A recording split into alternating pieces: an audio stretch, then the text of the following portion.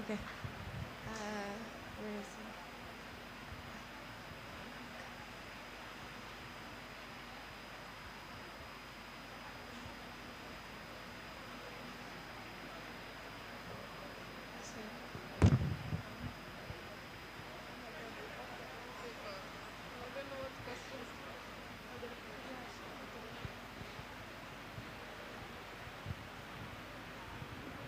Okay, so just to touch base with all of us, can you share personal experience with advocating for the different technologies we advocate for?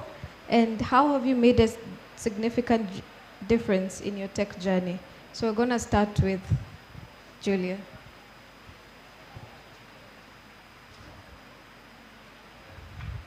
Thanks for that. As you said, I'm the drone training lead at Astral Aerial, which is one of Kenya's leading drone operators. We actually have ROC 001, the first Kenya Civil Aviation Authority certified drone operator. Now, my experience as a training lead is that I really try to get as many students into training every intake, yeah? And the one thing I've found is like, for every class of like 5 or 6, you only have like 1 or 2 women. And it really, I mean, it's disheartening because if you look at the many applications that you can do with drones, it's such a versatile technology. You can't just implement it for STEM-related fields. You can't just implement it for surveying, for mapping. I mean, typically, we know that drones are used for photography and videography, for the creative arts, right? Which are really what women are more geared to. So because of that, I developed the Julie Makena program at Astral, and we really try to push to get more women into drone training, and giving them subsidized costs for that. Yeah, so that's what I did to get more women in the space. Hi, thank you for the question. So, as she introduced, I am Shamel Karani. I am a software developer, tech enthusiast, and advocate for girls in tech. So, my journey is I've always been passionate in using technology to solve real-world problems. So I started my journey into coming up with ideas and coming up with startups to see how it can work. And I was personally being raised, being told that tech is not for girls, you cannot handle it, it's very competitive and all. And when I joined uni, not very long ago, just 2 years, I'm on my final year now, I found out of 80 students in our class, we were only 16. So first we were 16, and then as it went, not just like the semester didn't end and we were only 8. So it came to me that, is the society telling me the truth? Are we not meant for it? And seeing girls giving up so easily, I came to the aspect that we as girls should not wait for employment in tech as it's so diverse. We should come up with our own startups. We should freelance. We should do freelancing and, yes, create agency and all. So I advocate in any aspect of technology. If you're coming up with an AI startup, you go for it. If you come up with a software engineering and app, go for it. All we do is that we encourage girls to be creative and raise their voices. Thank you.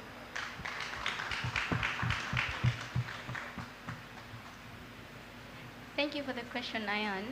So one of the experiences I had with girls as an advocate is, girls are people who are really passionate.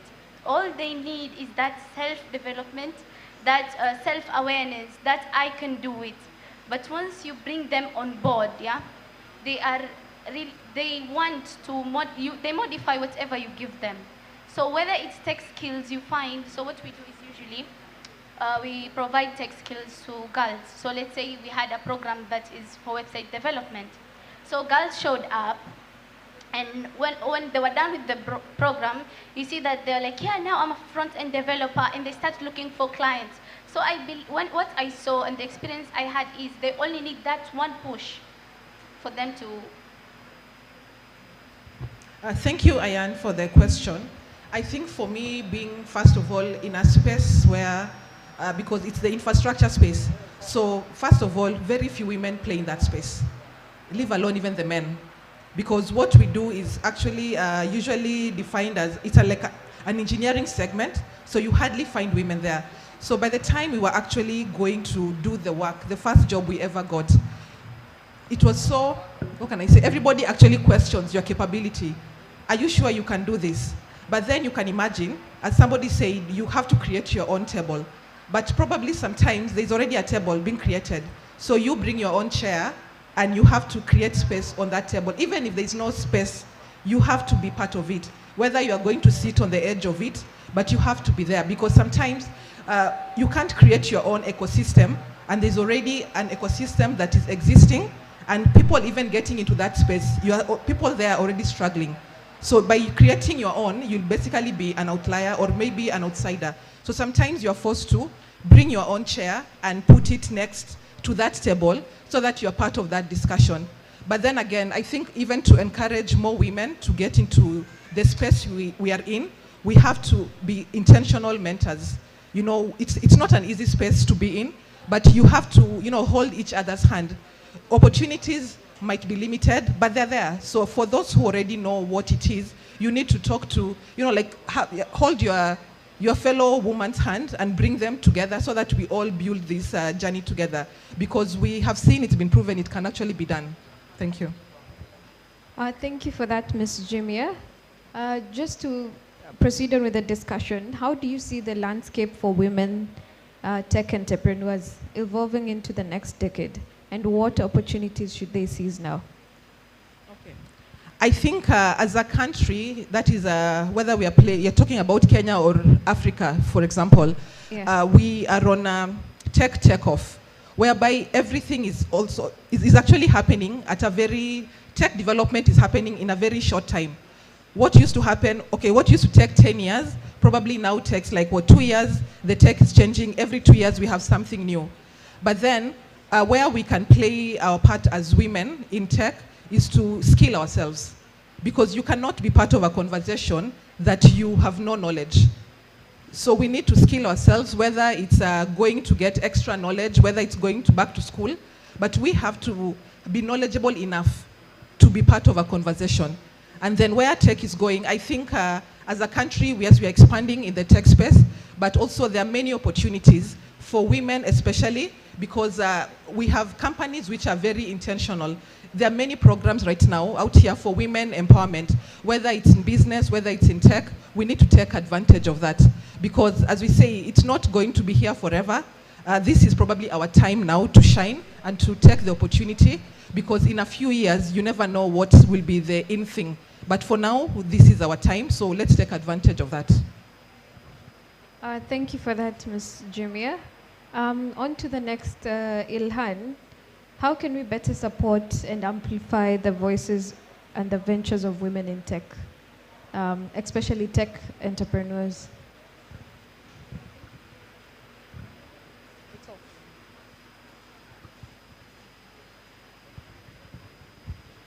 Thank you for the question. So basically, when we hear about amplifying the voices of women in tech entrepreneurship, mostly we jump onto mentoring them on terms of tech skills. But then what about them personally? Like let's say, daring them to dream and innovate. So how can you give them the tech skills, but then still they have that fear, that self-doubt? So I have experienced that. So I was given the tech skills, but then after that, how will I move on? How will I monetize from that? So I believe that there are opportunities, but opportunities mostly on tech skills. So if we mentor them on leadership and self-development, we start with that stack first. First, we give them the ability and the voice After that, now they get the tech skills, and then after that, I'm sure they're going to amplify everything that they get.